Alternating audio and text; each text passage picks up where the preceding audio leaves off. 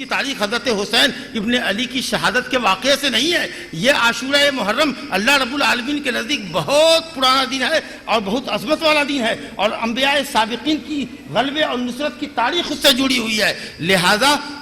یہ جو واقعہ پیش آیا اس کا صحابہ کرام نے، تابعین نے کس طریقے سے مقابلہ کیا؟ صبر کے ساتھ احتساب، اللہ سے ثواب کی طلبی، اللہ کے لکھے ہوئے فیصلے پر راضی ہونا، یہ سیکھا انہوں نے. واویلا نہیں کیا، سوگ ماتم کی مجلسیں منعقد نہیں کی اور نہ ہی خوشی کا اظہار کیا. تو جو خوارج خوشی کا اظہار کرتے ہیں یا جو لوگ ان کی محبت کا دم بھر کر کے سینہ کو بھی کرتے ہیں، جو 300 سالوں کے بعد کی لعنت ہے اس کو محبت حسین کا جذبہ سمجھتے ہیں، یہ دونوں پیٹرن سنت شریفہ سے الگ ہے اور دونوں ہی منہج سنت، قرآن اور سنت کے منہج سے الگ ہے، سلف صالحین کے منہج سے الگ ہے. خود نبی صلی اللہ علیہ وسلم کے صحابہ کرام میں بڑی بڑی بزرگ ہستیاں ایسی ہیں جن کی شہادت کا واقعہ کم دل دوز نہیں ہے، کم جگر سوز نہیں ہے. جی حضرت حمزہ سید الشہداء نبی صلی اللہ علیہ وسلم کے چچا ہیں، آپ کی زندگی میں ان کا کلیجہ نکالا جاتا ہے، چبایا جاتا ہے، ان کے جسم کے ٹکڑے ٹکڑے کیے جاتے ہیں. جی آپ کی آنکھوں میں آنسو ہے، بے چینی ہے. وحشی جس نے قتل کیا تھا مسلمان ہونے کے بعد بھی آپ کے سامنے لایا گیا، تو کہا اس کو ہماری نظر سے ہٹاؤ، کیونکہ جب میں اس کو دیکھتا ہوں تو مجھ کو میرے چچا یاد آتے. اتنا تکلیف کا معاملہ تھا. آپ نے کیا کیا؟ واویلا کیا، سینہ کوبی کی، اپنے جسم پہ ضرب لگایا؟ نہیں، صبر کیا. حضرت عثمان غنی کو لوگوں نے گھر میں گھس کر 18 ذی الحجہ کو قتل کیا، قرآن کی تلاوت کر رہے تھے. حضرت عمر فاروق رضی اللہ عنہ کو یکم محرم کو نماز کی حالت میں ایک مجوسی نے زہریلا خنجر مارا. صحابہ کرام نے، تابعین نے صبر کا مظاہرہ کیا، اللہ سے ثواب کی امید رکھی اور اللہ کی فیصلے پر راضی رہے. تو میرے بزرگوں، دوستو، یہ محرم کے نام پر جو دھما چوکڑی ہوتی ہے یہ سنت شریفہ کے خلاف ہے. میں آپ کو اور اپنے آپ کو، تمام لوگوں کو عبرت اور نصیحت حاصل کرنے کی تلقین کرتے ہوئے اللہ سے اپنے لیے اور آپ سب کے لیے اس بات کی توفیق مانگتا ہوں کہ نہ اس دن کو عاشورہ محرم کو خوشی کا دن سمجھے، نہ اس کو سوگ و ماتم کا دن، انبیاء کے حق کے باطل پر غلبے کی تاریخ کا دن سمجھے. اور اللہ کے شکرانے میں حضرت موسیٰ علیہ السلام نے روزہ رکھا، نبی صلی اللہ علیہ وسلم نے روزہ رکھا، اگرچہ نفلی روزہ ہے. شروع سال میں جب یہ پہلا سال تھا آپ کی ہجرت کا، اس کے بعد تو آپ نے کمپلسری ایک طرح سے سمجھو کہ واجب کر دیا، واجب کیا. لیکن جب رمضان کا روزہ فرض ہو گیا تو آپ نے کہا جس کا جی چاہے رکھے، جس کا جی چاہے وہ چھوڑ دے. تاہم آپ نے یہ بھی فرمایا کہ جو ایک روزہ رکھے گا اس کے 1 سال کے گناہ، پچھلے سال کے گناہ معاف ہوں گے. اور وفات سے 1 سال قبل آپ نے یہ ارادہ کیا تھا کہ اگر میں آئندہ سال زندہ رہا تو 9ویں کا روزہ رکھوں گا، گویا 10ویں کے ساتھ، کیونکہ اللہ کا انعام 10ویں کو ہوا ہے تو 9ویں کو شکرانہ کیسے ہوگا؟ تو 10ویں کو تو ہوگا ہی. لیکن یہود کی مخالفت میں کہ وہ 1 روزہ رکھتے ہیں، اپن 2 روزہ رکھیں گے، 9ویں اور 10ویں کا. تو یہ تو آپ نے نہیں کیا، لیکن آپ کا حکم موجود ہے اپنی امت کے لیے. تو ہم 9ویں اور 10ویں کا روزہ رکھیں،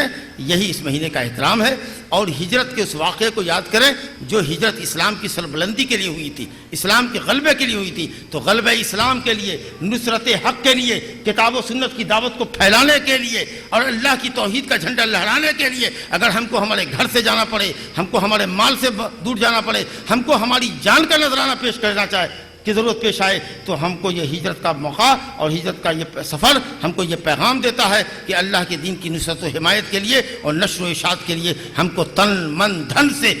تیار رہنا ہوگا. وباللہ تعالی توفیق. فاعتبروا یا اولی الابصار. وصلی اللہ علی نبینا محمد وعلی آلہ واصحابہ اجمعین. السلام علیکم ورحمۃ اللہ وبرکاتہ.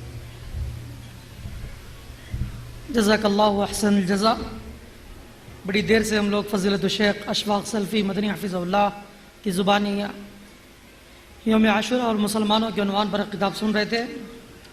محترم حضرات، براہ کرم تھوڑی دیر بیٹھے رہیے، چند اعلانات ہیں، غور سے سنیے، اس کے بعد انشاءاللہ دوسری کارروائی آپ کو سامنے پیش کی جائے گی. البر کلینک، البر Islamic education and welfare trust کی جانب سے مردوں کے لیے بالکل جلسہ گاہ میں مین ڈور سے بالکل بغل میں ہی مردوں کے لیے ڈاکٹر جواد صاحب خدمت پر مامور ہیں.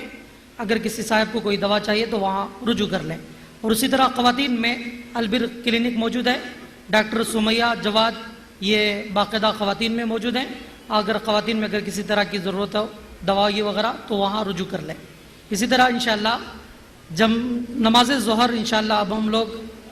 ادا کریں گے، تھوڑی دیر میں اذان ہوگی، اذان کے بعد انشاءاللہ نماز ظہر اور عصر ملا کر پڑھیں گے. اور یہ جمع بین الصلاتین اللہ کے نبی علیہ الصلوۃ والسلام نے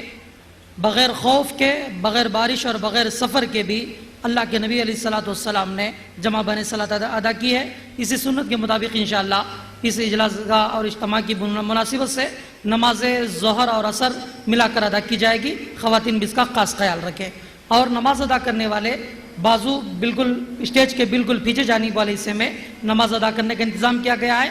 جتنے احباب بیک وقت نماز ادا کر سکتے ہیں ادا کریں، اس کے بعد بقیہ احباب انتظار کریں، انشاءاللہ پھر نماز ادا کی جائے گی۔ اس طرح نماز ادا کریں گے۔ اسی طرح دوسری نشست انشاءاللہ 3:15 بجے سے شروع ہو جائے گی،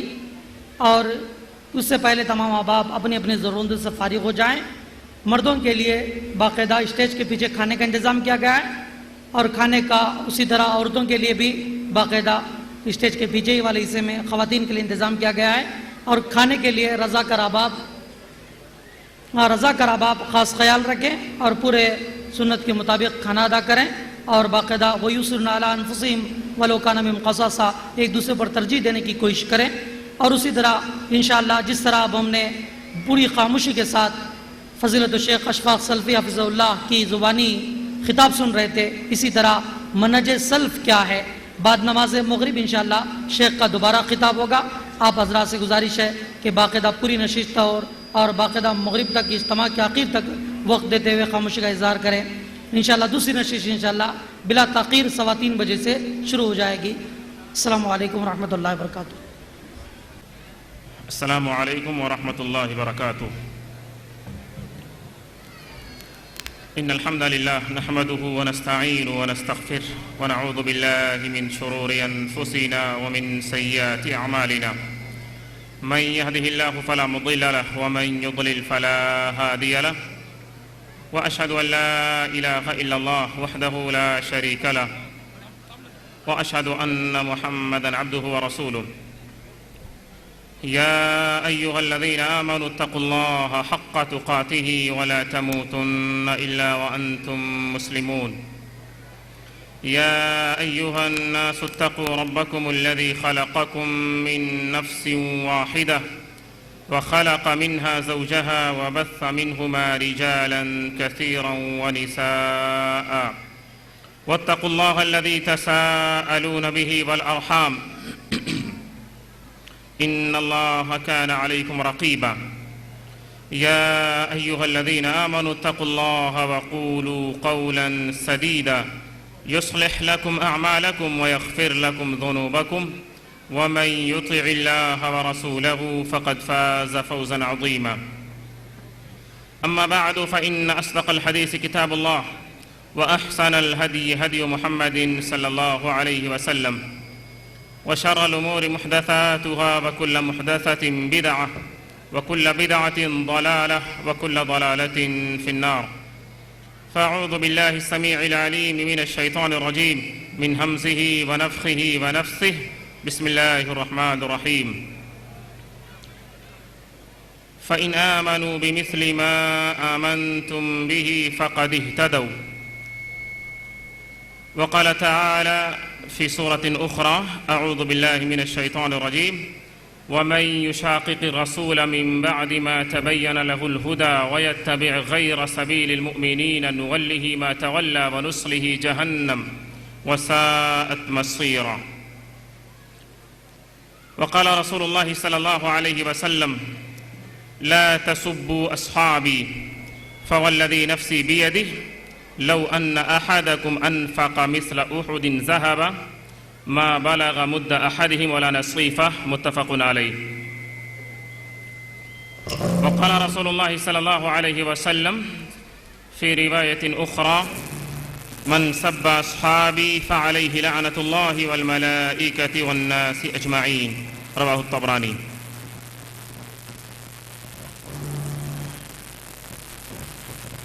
صدر مجلس، علماء کرام، حاضرین مجلس اور معزز خواتین،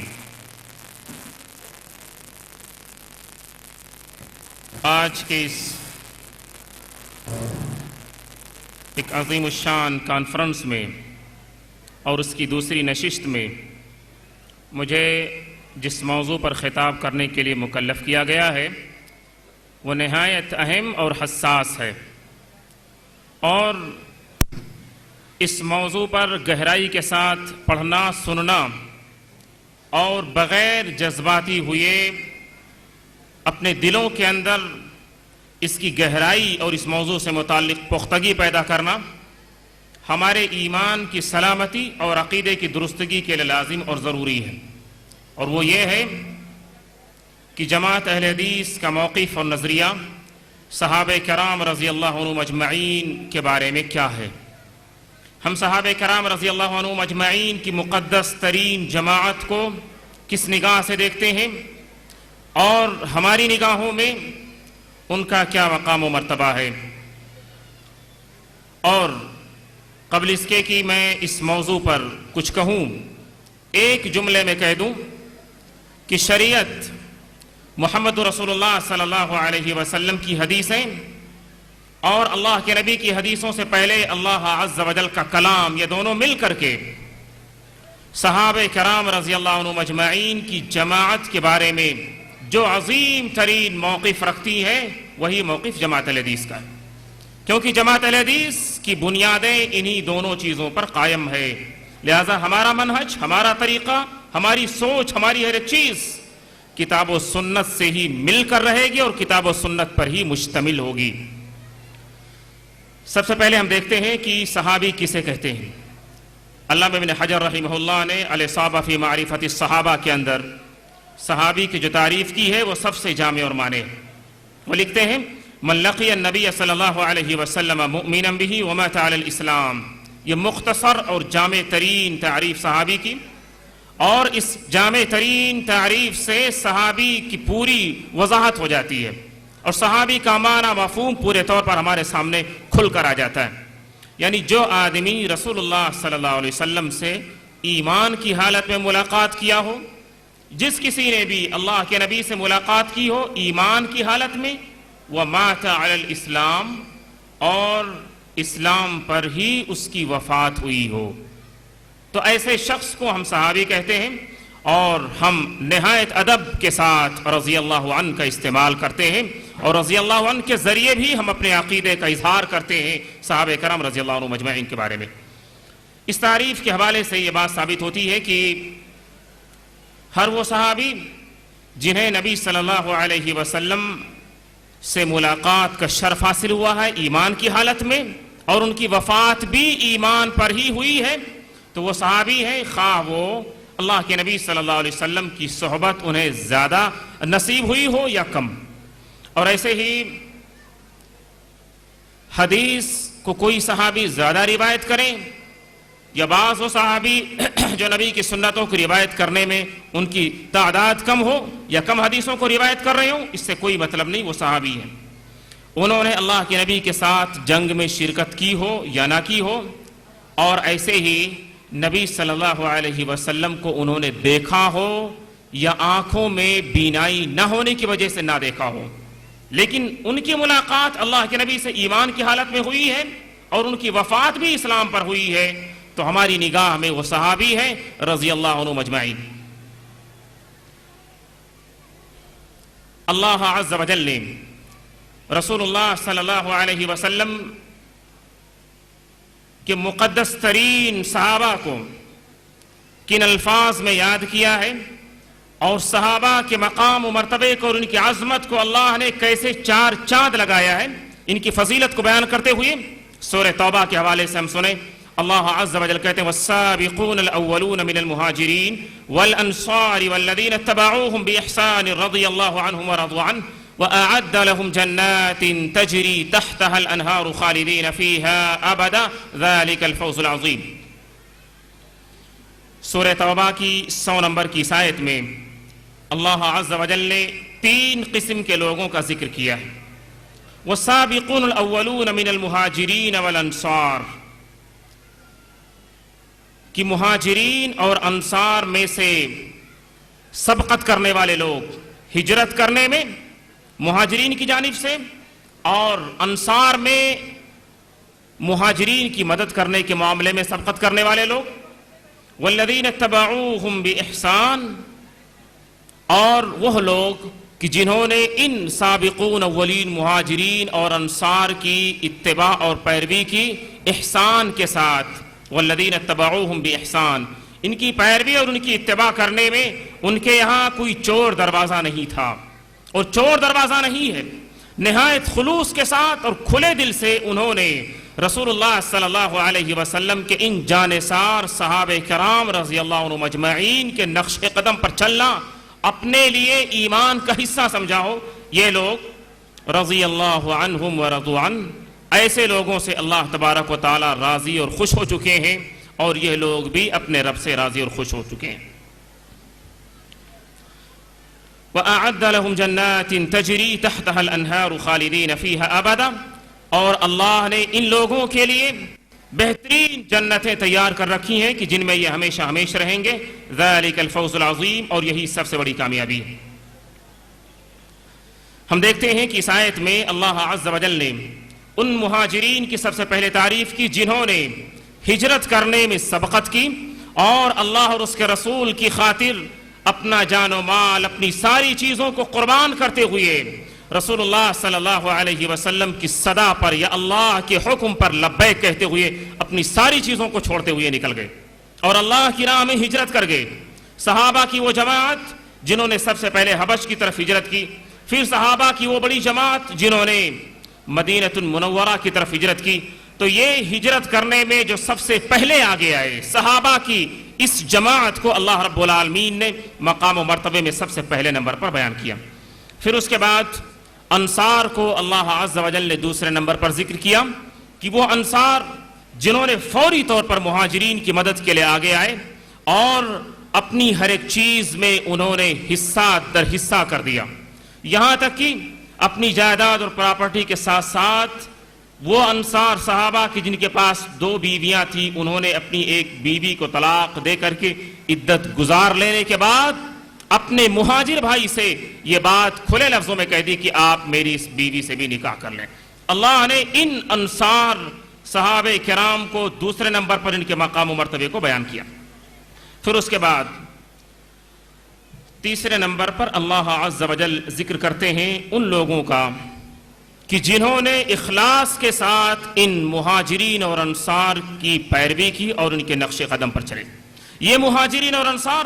جنہوں نے رسول اللہ صلی اللہ علیہ وسلم سے تعلیم پائی تھی، ڈائریکٹلی اور براہ راست انہوں نے قرآن اور حدیث کو نبی صلی اللہ علیہ وسلم سے سیکھا تھا، ہو بہو جیسے اللہ کے نبی کو کرتے ہوئے دیکھتے تھے یا کرتے تھے، جیسے اللہ کے نبی کو نماز پڑھتے ہوئے دیکھتے تھے یا نماز پڑھتے تھے۔ تو جن لوگوں نے رسول اللہ صلی اللہ علیہ وسلم کی جانثار صحابہ کو دیکھ کر اپنے عملوں کو بھی ان صحابہ کے عملوں کی طرح ملا دیا یا ان کے عملوں کے ساتھ جوڑ دیا، ان کے عملوں جیسا، ان کے عقیدے جیسا، ان کے ایمان جیسا اپنے اندر ایمان پیدا کرنے کی کوشش کی اور ان کے نقش قدم پر چلنے میں اپنے آپ کو فخر محسوس کیا، اللہ عز و جل کہتے ہیں کہ اللہ تبارک و تعالی ان لوگوں سے بھی راضی اور خوش ہیں۔ اللہ تبارک و تعالی ان لوگوں سے بھی راضی اور خوش ہیں۔ ایک بات اس تیسرے نقطے سے واضح ہوتی ہے کہ وہ لوگ، وہ خوش نصیب اور سعادت مند لوگ جنہوں نے اپنے ہر ایک چیز کو صحابہ کے طریقے سے جوڑنے کی کوشش کی، ایمان اور عقیدے میں، اعمال اور معاملات میں، اخلاقیات میں، ہر ایک چیز میں احسان کے ساتھ، خلوص اور للہیت کے ساتھ صحابہ کے نقش قدم پر چلنے کی پیروی کیے، اللہ نے ان سے بھی اپنی رضامندی کا اعلان کیا اور اپنی خوشنودی کا اعلان کیا۔ اور اس تیسرے گروہ میں تابعین کی جماعت کے ساتھ ساتھ قیامت تک کے وہ تمام خوش نصیب اور سعادت مند لوگ شامل ہوں گے جو اپنے ایمان اور عقیدے کو صحابہ کے ایمان اور عقیدے کے جیسا بنانے کی کوشش کریں۔ یہ تمام لوگ انشاءاللہ اس تیسری کیٹیگری یا اس زمرے میں شامل ہوں گے۔ اور یہ بات اللہ عز و جل کی حمد کے ساتھ اور شکر کے ساتھ کہی جاتی ہے کہ وہ لوگ بڑے خوش نصیب ہیں اور وہ لوگ ڈائریکٹلی اور براہ راست اللہ عز و جل کی رضامندی اور خوشنودی کے زمرے میں اور اس کیٹیگری میں آتے ہیں کہ جو لوگ بغیر کسی چوں چرا کے، بغیر کسی ہیرا پھیری کے اپنی ہر ایک چیز کو رسول اللہ صلی اللہ علیہ وسلم کے جانثار صحابہ سے جوڑ دینے کی اور ملا لینے کی کوشش کرتے ہوں، اور اس سلسلے میں جہاں کوئی خلل آتی ہو یا جہاں کوئی رکھنا پڑتا ہو تو اس کو فوری طور پر کنارے اور ٹھکانے لگا دیتے ہوں۔ اور ان تینوں قسم کے لوگوں کے لیے اللہ نے اس آیت میں دو خوشخبری کی باتیں کہیں. ایک یہ کہ اللہ ان سے راضی اور خوش ہو چکے ہیں. اللہ جب کسی سے اپنی رضامندی اور خوشنودی کا اعلان کریں تو اس کا مطلب یہ ہے کہ اللہ نے ایسے لوگوں کی لغزشوں اور خطاؤں کو معاف کر دیا ہے، اور ایسے ہی ایسے لوگوں کی نیکیوں کو بھی اللہ نے قبول کر لیا ہے. یہ اللہ کے راضی اور خوش ہو جانے کا مطلب ہے. اور دوسری بات، ایسے تینوں قسم کے لوگوں کے لیے اللہ نے ہمیشگی والی جنتوں کا وعدہ کیا ہے کہ جن میں یہ ہمیشہ ہمیش رہیں گے اور اللہ کی نعمتوں سے کبھی انہیں باہر نہ کیا جائے گا اور ایک لمحے کے لیے کبھی انہیں جدا نہ کیا جائے گا. اس سلسلے کی دوسری آیت سورہ نمل کے حوالے سے اللہ عز و جل کہتے ہیں قل الحمد للہ وسلام علی عبادہ الذین اصطفیٰ. اے نبی صلی اللہ علیہ وسلم آپ کہہ دیجئے کہ تمام قسم کی تعریفیں اللہ کے لیے ہی ہیں. وسلام علی عبادہ الذین اصطفیٰ، اور اللہ کی سلامتی ہو، اللہ کی جانب سے رحمتوں اور برکتوں کا نزول ہو یا نزول ہے ان مقدس ترین ہستیوں پر کہ جنہیں اللہ تبارک و تعالیٰ نے چن لیا ہے اور منتخب کر لیا ہے. وہ مقدس ترین لوگ اللہ کے بندوں میں سے کہ جنہیں اللہ نے چن لیا اور منتخب کر لیا. اس کی تفسیر رسول اللہ صلی اللہ علیہ وسلم کے چچا زاد بھائی اور اس امت کے سب سے بڑے مفسر عبداللہ ابن عباس رضی اللہ عنہما کرتے ہیں کہ ان بندوں سے مراد کہ جنہیں اللہ نے چن لیا ہے کون بندے ہیں، وہ کون خوش نصیب لوگ ہیں کہ جنہیں اللہ نے منتخب کر لیا ہے. ابن عباس رضی اللہ عنہما کہتے ہیں یہ کوئی اور نہیں، یہ کوئی اور جماعت نہیں، یہ رسول اللہ صلی اللہ علیہ وسلم کے جانثار صحابہ کرام کی جماعت ہے کہ جن کی جانب اللہ عز و جل نے اس آیت کے اندر اشارہ کیا ہے کہ یہ خوش نصیب لوگ کہ جنہیں اللہ نے منتخب کر لیا ہے رسول اللہ صلی اللہ علیہ وسلم کی صحبت کے لیے، نبی صلی اللہ علیہ وسلم کی رفاقت کے لیے، نبی کے ساتھ نماز پڑھنے کے لیے، نبی کے دروس سے فیض اٹھانے کے لیے، نبی کے ساتھ سفر کرنے کے لیے، نبی کے ساتھ جنگوں میں شرکت کرنے کے لیے اللہ نے ان مقدس ترین لوگوں کو اور اس مقدس ترین گروہ اور جماعت کو منتخب کیا. وہ صحابہ کرام رضی اللہ عنہم اجمعین کی جماعت ہے. اسی لیے ابن مسعود رضی اللہ تعالی عنہ کہتے ہیں مسند احمد کی حدیث کہ اللہ عز و جل نے جب اپنے بندوں کے دلوں پر نگاہ ڈالی تو بندوں کے دلوں میں سب سے عمدہ ترین اور سب سے اچھا دل رسول اللہ صلی اللہ علیہ وسلم کا ملا. لہٰذا اللہ نے محمد رسول اللہ صلی اللہ علیہ وسلم کو نبوت اور رسالت کے لیے یا آخری نبی اور آخری رسول کے لیے منتخب کر لیا. پھر اللہ تبارک و تعالیٰ نے دوسری بار جب بندوں کے دلوں پر نگاہ ڈالی تو سب سے بہترین دل والے، سب سے بہترین مزاج والے اور رسول اللہ صلی اللہ علیہ وسلم کی صحبت کے لیے سب سے موزوں ترین لوگ جو ملے وہ صحابہ کرام رضی اللہ عنہم اجمعین کی جماعت تھی. اللہ عز و جل نے انہیں محمد رسول اللہ صلی اللہ علیہ وسلم کی صحبت اور ان کی رفاقت کے لیے چن لیا. اس حدیث کی روشنی میں یہ بات کہی جائے گی کہ جس طرح محمد رسول اللہ صلی اللہ علیہ وسلم کو اللہ نے منتخب کیا آخری نبی اور آخری رسول کے لیے، ایسے ہی صحابہ کرام کی مقدس ترین جماعت کو بھی اللہ وحدہ لا شریک نے منتخب کیا محمد رسول اللہ صلی اللہ علیہ وسلم کی صحبت اور رفاقت کے لیے. ابن عمر رضی اللہ تعالیٰ عنہما یہ بات کہا کرتے تھے من کان مستنن فلیستن بمن قد مات، من کان مستنن فلیستن بمن قد مات. اگر کوئی شخص کسی کی راہ کو دیکھنا چاہتا ہو اور اس کی راہ کی پیروی اور اس کے نقش قدم پر چلنا چاہتا ہو تو ایسے شخص کو چاہیے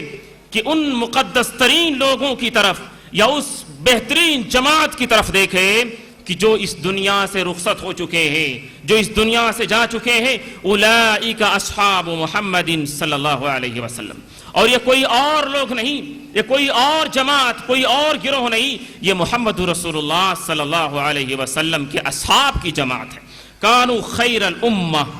اس امت کی سب سے بہترین لوگ، اس امت کی سب سے بہترین جماعت. ابرہا قلوبا، دل کے اعتبار سے سب سے عمدہ.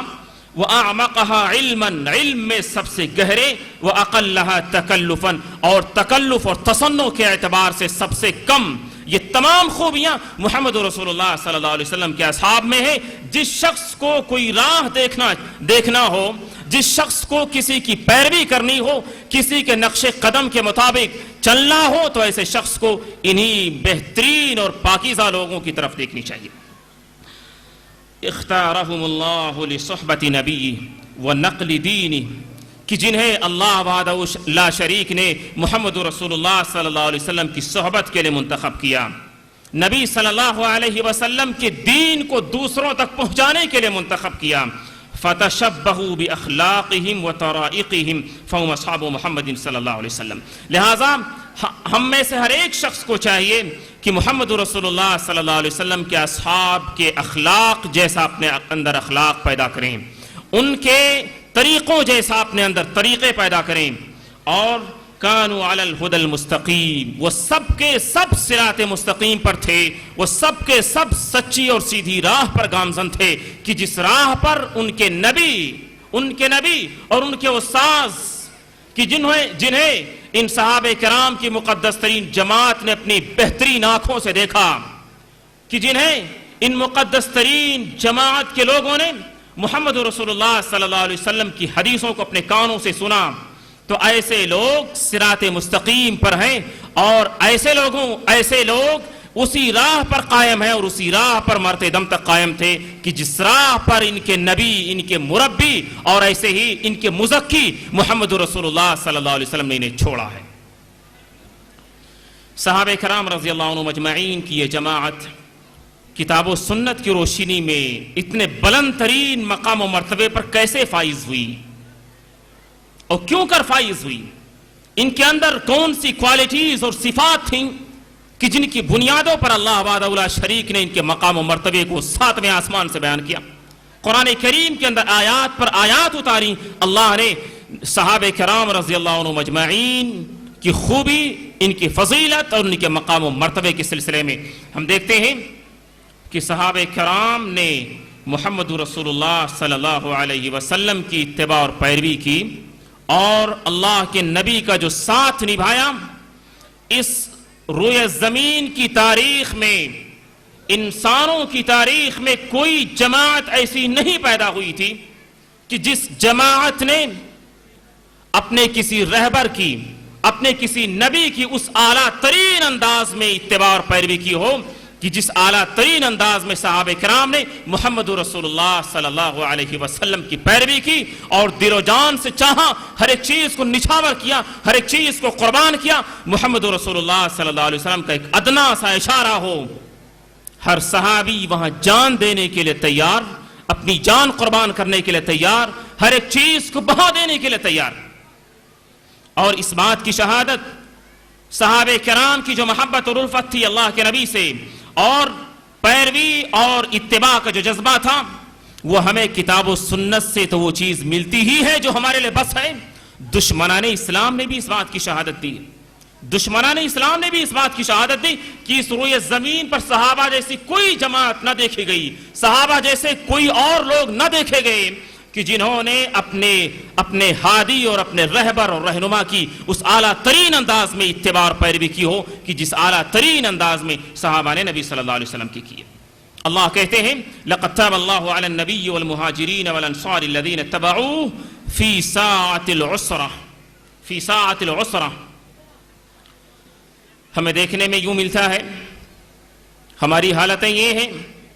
کہ جب تک کسی بھی معاملے میں ہمیں اپنے لیے دنیاوی اعتبار سے فائدہ دکھائی دیتا ہے، ہم اس کے پیچھے پیچھے لگے رہتے ہیں اور اس چیز سے چمٹے رہتے ہیں،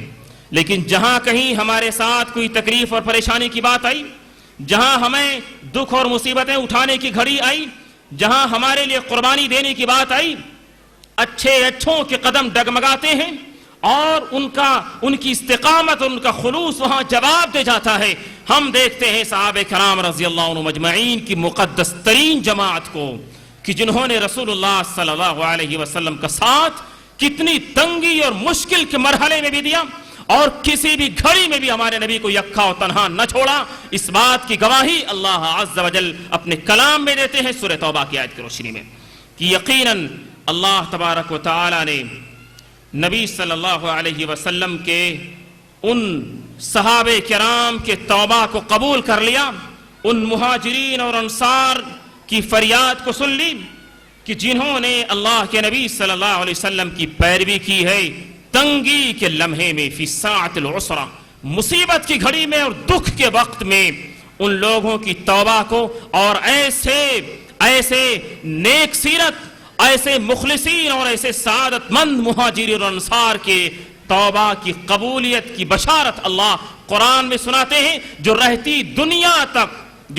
دنیا تک اللہ کے اس اعلان کو بار بار پڑھا جاتا رہے گا، سنا جاتا رہے گا، اسے بیان کیا جاتا رہے گا، اور اللہ کے اس کلام کی روشنی میں صحابہ کرام رضی اللہ عنہم اجمعین کی عظمت پر چار چاند لگتا رہے گا۔ یہ جس تنگی اور جس مصیبت کی گھڑی کی جانب اللہ نے اشارہ کیا ہے کہ مہاجرین اور انصار کی اس جماعت نے اللہ کے نبی کی اتباع پیروی کی ہے پریشانی اور مصیبت کے لمحے میں، وہ کون سا لمحہ ہے اور اس ساعت العسرہ سے کیا مراد ہے؟ عمر بن خطاب رضی اللہ تعالی عنہ سے جب اس سلسلے میں سوال کیا گیا تو عمر بن خطاب رضی اللہ تعالی عنہ نے فرمایا کہ ساعت العسرہ، جس تنگی اور جس گھڑی کی جانب اللہ نے اشارہ کیا وہ کوئی اور نہیں، غزوہ تبوک ہے، کوئی اور نہیں، غزوہ تبوک ہے۔ اور غزوہ تبوک جب پیش آیا، نہایت پریشان حالی کا زمانہ تھا مسلمانوں کے لیے، معاشی اعتبار سے، اقتصادی اعتبار سے، ہر اعتبار سے، موسم کی تنگی، ایک لمبا سفر اور وہ سفر کی صعوبت، ہر اعتبار سے غزوہ تبوک مصیبتوں سے بھرا ہوا تھا، ہر اعتبار سے غزوہ تبوک مصیبتوں سے، دکھ اور تکلیفوں سے بھرا ہوا تھا، لیکن صحابہ کی ایک بڑی تعداد، ہزاروں پر مشتمل، رسول اللہ صلی اللہ علیہ وسلم کے ساتھ ساری مصیبتوں کو جھیل کر کے ساتھ دینے کے لیے تیار، اور چل پڑی ایک لمبے سفر کے لیے، پہاڑوں سے ہوتے ہوئے، وادیوں سے گزرتے ہوئے، جنگلوں کو پار کرتے ہوئے، ساری پریشانیاں کہ ان کے پیر زخمی ہوئے، ان کے پیروں سے خون بہا، ان کے پاس سواریاں نہ تھیں، ایک ایک سواری پہ کئی صحابہ کی تعداد وہاں اس پر سواری کرنے کے لیے تیار۔ عمر بن خطاب رضی اللہ تعالی عنہ کے حوالے سے ہم سنیں، عمر بن خطاب رضی اللہ تعالی عنہ غزوہ تبوک کے بارے میں کہتے ہیں، اور اس ساعت العسرہ کی جانب جو اللہ نے اشارہ کیا کہ مہاجرین اور انصار کی اس مقدس ترین جماعت نے اس تنگی کی حالت میں جو نبی کا ساتھ دیا، تو اس کی منظر کشی خلیفہ ثانی امیر المومنین عمر بن خطاب رضی اللہ تعالی عنہ کہتے ہیں کہ جب ہم لوگ غزوہ تبوک کے لیے نکلے، ایک ایسی جگہ پر ٹھہرے کہ جہاں پر ہم حد درجہ پریشان حال ہو چکے تھے، وہ غضب کی گرمی اور اس کی تپش اور وہ شدت اور پیاس کی شدت سے، پانی پینے کے لیے نہیں، ساری چیزیں ختم ہو چکی ہیں، وہ گرمی کی شدت، وہ پیاس کی شدت، وہ تپش، وہ ساری چیزیں، عمر بن خطاب رضی اللہ عنہ کہتے کہ ایسا لگتا تھا کہ پیاس کی شدت سے ہماری گردنیں ٹوٹ جائیں گی، پیاس کی شدت سے ہماری گردنیں ٹوٹ جائیں گی، ہم بے حال ہوئے جا رہے تھے۔ ہم میں سے کوئی شخص جو اونٹ ذبح کرتا تھا تو اونٹ کے ذبح کرنے کے بعد جو اونٹ کا جو فضلہ یا اس کا جو گوبر ہوا کرتا تھا